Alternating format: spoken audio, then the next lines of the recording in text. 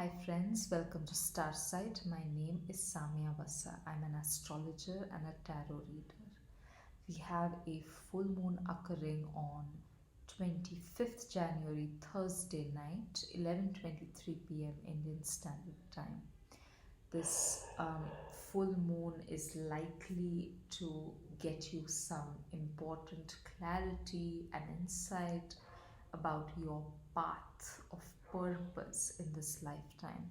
So I would absolutely advise you to look at what house topics are associated with Leo in your chart, and that way you can have a sense before the lunation actually occurs, um, in terms of where you might look for this clarity or where you might look for this insight, about what could be purpose for you in this moment, what could be the meaningful path that is opening for you in this moment, and how you can choose it better.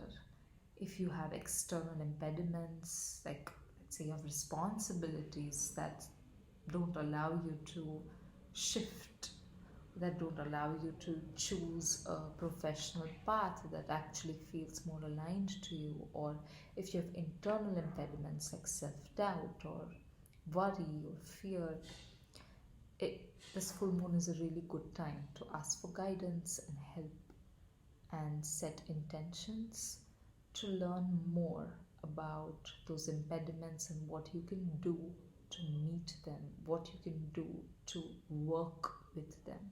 Because our impediments are also, they're part of our path. They appear to be stopping us from doing what we want to do, but they're also doorways that we need to walk through. So at this full moon, you can meditate deeply on whatever it is that you experience as an obstacle, as an impediment, and try and see it as a doorway. Try and see it as part of the path. Okay. Now, this whenever we have a full moon, it means that it's exactly opposite the sun. Okay. So that's how it's fully illuminated. So the full moon in Leo is always in opposition to the sun in Aquarius. So I want to talk about this opposition a little bit today. Imagine a brilliant kid, okay, full of life, killing it, charming, um, just very intelligent, just very focused on joy, intuitive, able to just pursue whatever excites them in the moment. Now, imagine that this brilliant kid, this happy kid, joins school and suddenly starts feeling the need to not just be joyful, but to be also recognized as joyful by others, by teachers, by peers. To not just be really excited about living, but to be seen as someone who's excited about living. To be seen as someone who is a leader in some sense because they're so authentic. Now, of course, children won't be able to articulate their needs in this kind of a sophisticated, complex way, but if you've ever been around children who are young enough to have just joined school, you'll know what I mean. Sometimes these kinds of peer needs emerge 6 months to a year within the child joining school, and they're often about, wanting to be recognized for who they already are. Now, this brilliant kid before joining school was all about following the thread of joy in their life. But after joining school, they want to follow the thread, but they want to do it in a way that is recognized by others. And so that need then starts changing, this simple, instinctive choosing. Then the child starts choosing things that are visible, that are readable, that are identifiable by others. The child wants so much to be seen in a particular way, to be loved in a particular way, that the actual thing that made them feel loved and joyful gets sidelined. The actual thing that made them feel alive and full of curiosity and energy, that very thing gets sidelined. The thing that they want to be recognized for starts getting sidelined. This is the moon in Leo, okay?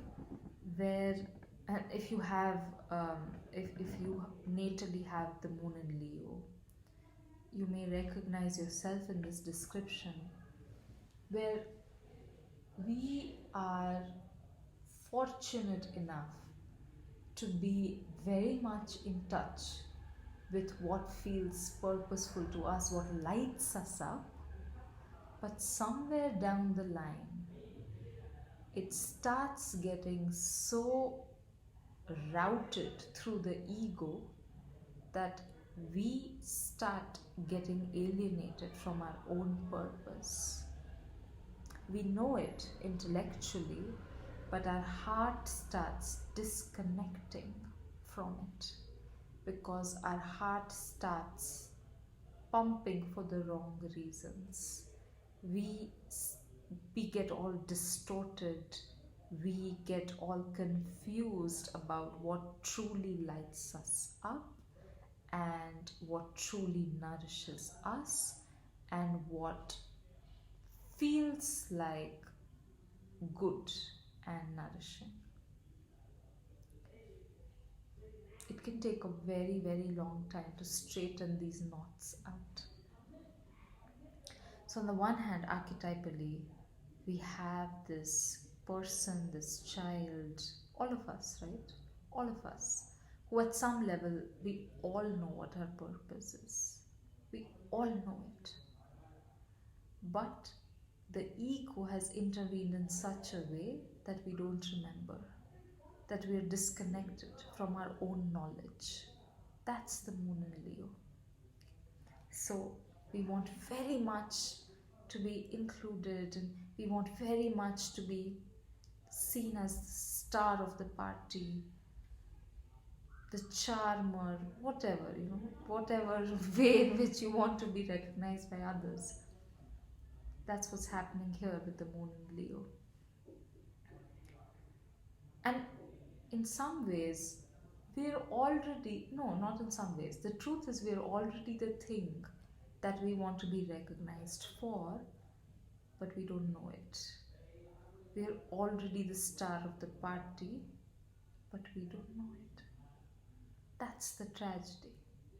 Yeah? So we're already very much included, part of the group, revered, admired, envied. Things we want we already have, but we don't know it. That's the moon in Leo. And what's the sun in Aquarius? Here it's a very different world. So imagine another brilliant child. Brilliant. Joins school and discovers that other children don't think like them.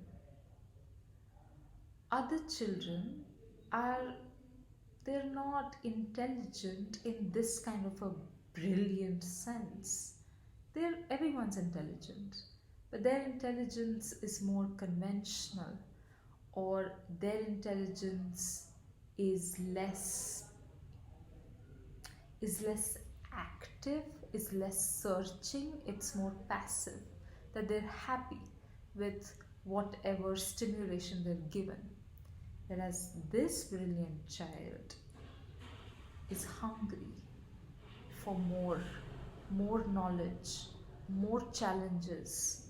I want to try more things. I want to read more books. I want to play more. I want more so that I can feel more of my own intelligence. Yeah. So this brilliant child is in this classroom of 30 kids where the rest of the children are in a completely different dimension. They're living in a very different kind of world. Now, the teacher, of course, can't just cater to the brilliant child, right? The teacher has to keep the needs of the whole class in mind. The teacher has to take care of 30 kids, not just one child. And so this child starts feeling really alienated by the group. This child starts feeling that it is the group that is responsible for their suffocation, for their boredom, for their intellectual needs not being met. It is the group that's responsible, the group that is bringing them down, the group that is thwarting their path of learning and their path of enjoyment. In Leo, the brilliant kid wanted to be part of the group in a really vibrant way.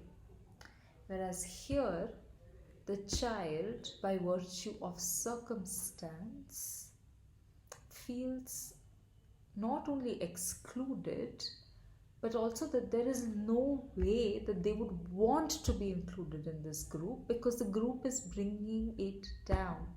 I say it, but I mean a child. Yeah?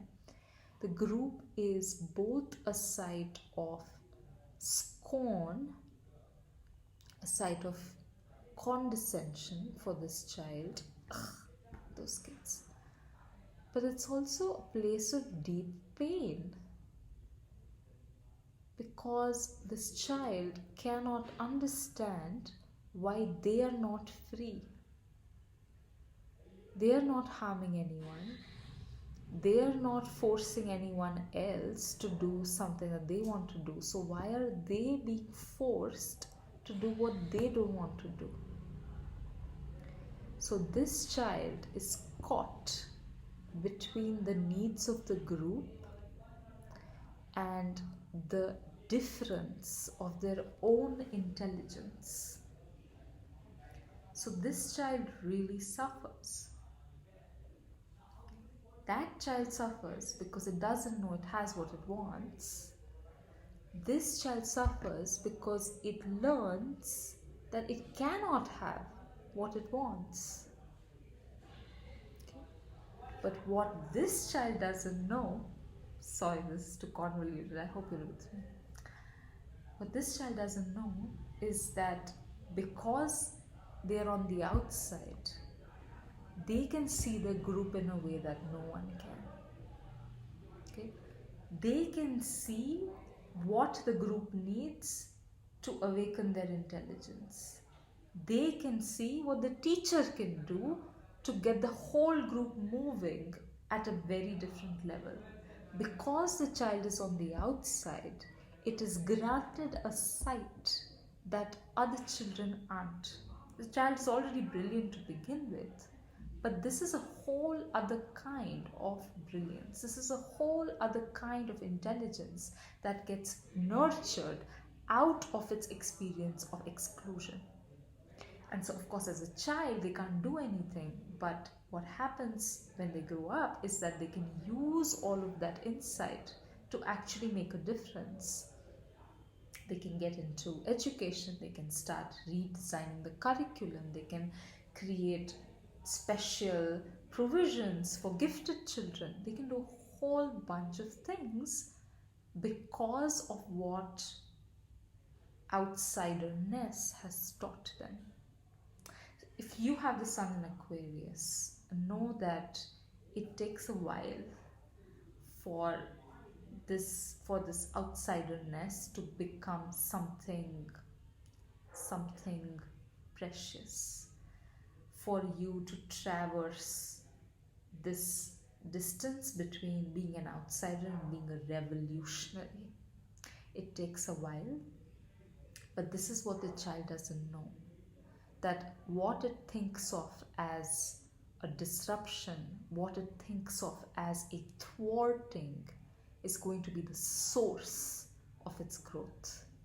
It's going to be it's going to be the very path that is going to allow them to develop their intelligence, cultivate their intelligence, and put it to use.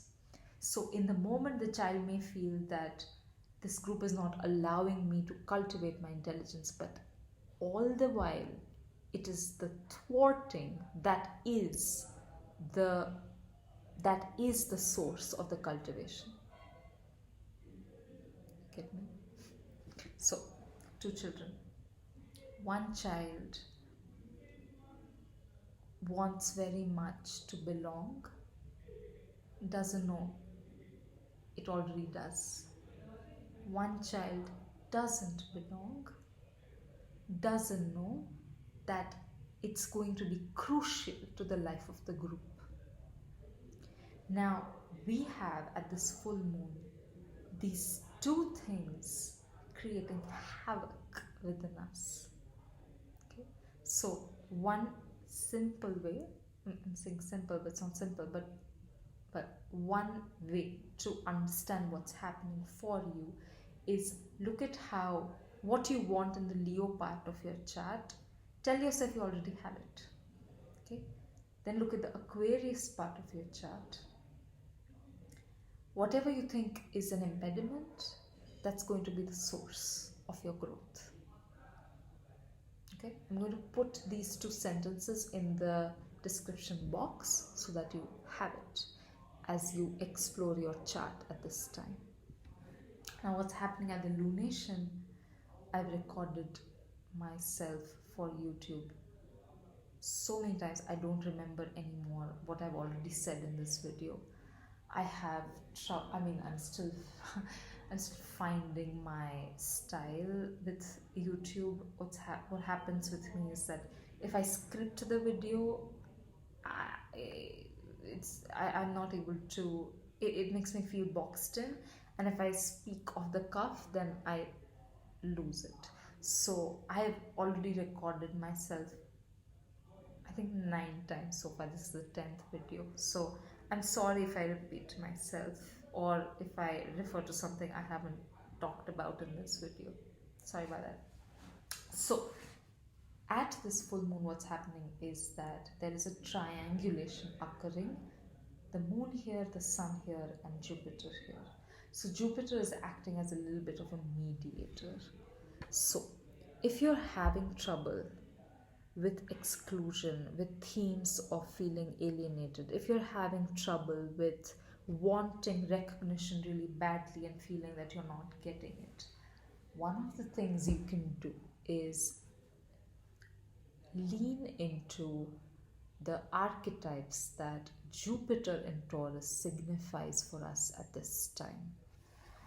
And one of the big things that Jupiter in Taurus is helping us with is, it's a little bit of a cliche, but stay with me. It's about deepening the process and decentering our expectations of outcome. So one of the big things that Jupiter in Taurus is helping us learn is that often what we think of as the goal, often what we think of as this is what I want, this is the final image of my desire, that is actually keeping us from developing in a way that can take us to that image. Convolutions abound today. Okay, so an example here. Let's say that I want to be a powerful healer. Okay. Now, that if I'm totally wedded to that image, every time that I'll have a session, I'll be looking for signs that, are you healed? Is it done? Did I do it? Yeah. And that's the opposite of healing. If I hold the client to the expectations of what I consider to be healing, that is not healing. If I truly want to be a powerful healer, what I have to learn is to let go of my expectations of what healing looks like for the client. Maybe they need to die, maybe they need to suffer, maybe they need to continue struggling with a disease, maybe they need to, I don't know, do things that I would consider to be unhealthy. All I have to do is to meet them where they are, to hold a space open for them to figure out what healing means to them, for them to figure out what the path of health looks like for them. I have to keep doing it session after session, which means that for a long time I have to let go of that image of I want to be a powerful healer. I have to let go of that image and simply focus on the process. I need to be here for you. I'm listening to you. I want to be of service to you. I want to focus on the process. How can I deepen the process for you? And also, how can I deepen the process for me? Because often what happens with our goals is that we don't know in advance what we're going to need to get there. We have to be alive in the present to start understanding, oh, okay, this is what I need, right? Even if you join a degree program, even if you've been given a list of requirements at the beginning, these are the things you'll need to succeed. It's only through the process of actually going through that program that you're going to understand, okay, this is what I need to cultivate. It's only by deepening the process that we are going to be able to get to any kind of outcome. But deepening the process also means that we have to let go of the outcome for a second. That we have to find it in us to suspend our expectations and suspend our images of what is to come by focusing on the here and now. Okay. So with Jupiter in the mix, this is the biggest lesson that we can align ourselves to at this time. So if you're feeling like that brilliant child in Leo, dying to be recognized, remember, focus on the process. Whatever you think is going to get you recognition, are you really doing it? I want to be a powerful healer. It means I have to study, I have to do this, I have to do this. Am I just like session after session waiting to be called powerful, or am I actually reading all of those books, studying, experimenting, applying, practicing? Am I really doing the things that is going to get me recognition, or am I simply waiting for other people to see it one day? So if you are feeling hungry for recognition, don't judge yourself at all, but think about what are the ways in which you can deepen the process of becoming. You can deepen the process of really embodying what it is that you want to be seen as. Okay? And if you're having trouble with alienation, if you're having trouble with a group of people or some collective reality that is stopping you from getting what you want, again, deepen the process. Take that alienation seriously. Really get into the weeds of why it feels like an impediment. reflect, meditate, sit with yourself. With Aquarius, we are so focused on intelligence, and especially intellectual intelligence, and we're so focused on forward movement that sometimes we forget that the depths are also important. Yeah? It's not just about changing the world, it's also about understanding why we want to change the world. How are we invested in that change? What does that change mean to us? And so, doing some psychological work around feelings of alienation and feelings of disruption and feelings of, being boxed in by a larger group, doing some psychological work will really help with whatever intellectual forward movement you want to generate for yourself. This happens a lot in academia, a lot of times. I mean, well, let me speak about myself instead of evoking a general register. When I was writing my dissertation, I felt very much like I was boxed in by the collective. I do have Aquarius in my 10th house of career and legacy. So I felt continuously like what I want to say, no one understands. I was working on sexual violence and I felt, oh, there are just these things that are, like there's just like a bunch of accepted wisdom about sexual violence, whereas I want to say something very different. And every time I say that different thing, people are like, but what about ABC that we have received? What about these commonsensical ways of thinking about rape? And I was continuously saying, no, but think about this. Like, I felt very much like I have this very revolutionary new way of looking at sexual violence, but no one is listening to me. And they're actually thwarting my growth and they're thwarting my development. Okay?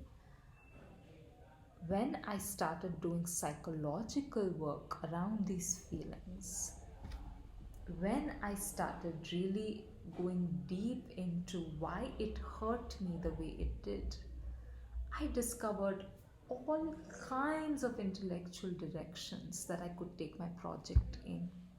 And ultimately, my very intellectual project was nourished by what I learned about my own self. My project ultimately was shaped out of my reckoning with my own feelings of alienation.